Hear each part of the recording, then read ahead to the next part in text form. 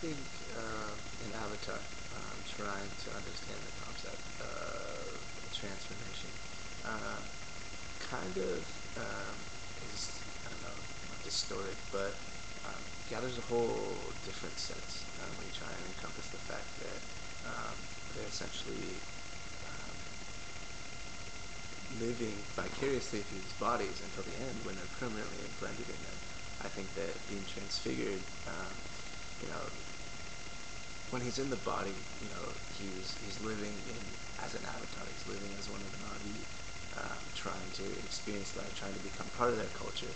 Um, but at the same time, like while he's experienced that, while he's there, he's not absent from the fact that there's a different reality. That he's still a real human. He's still Jake Sully. He's not one of the Na'vi people. He has a different life. But the more time he spends in an avatar body, the more he begins to really view that as his reality.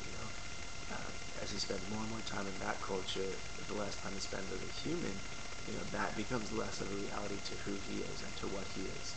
Especially as he feels he starts to connect more with the Na'vi culture. He begins to feel more inclined and more attached to those things. Whether it's because the world is cruel, the world is a less religious, a less eco-friendly, like whatever it may be, he's more inclined to the Na'vi culture, and eventually, decides to be integrated completely into that culture as, accepted Na'vi, by accepting their religion, their culture, and, accepted as, the people accept him as one of theirs.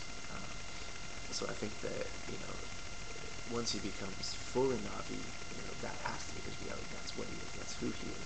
But until he becomes there, he's trying to sort through essentially two different realities, and the way he views it essentially becomes the one that he spends more time with, because that seems more real as he's experiencing things in both aspects.